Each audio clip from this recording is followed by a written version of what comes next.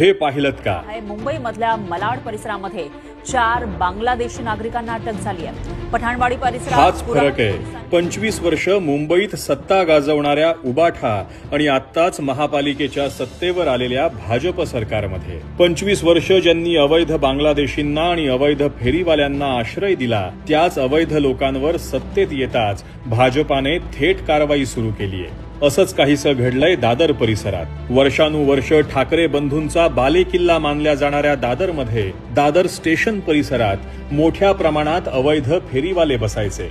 यामुळे सामान्य नागरिकांना चालण्यासाठीही जागा उरत नव्हती. दररोज प्रवाशांना प्रचंड त्रास सहन करावा लागत होता.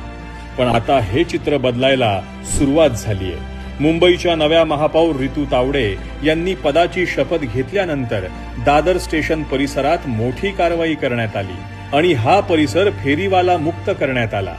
गर्दीने गजबजलेला आणि अतिक्रमणाने भरलेला दादर परिसर आता मोकळा आणि सुटसुटीत दिसू लागलाय.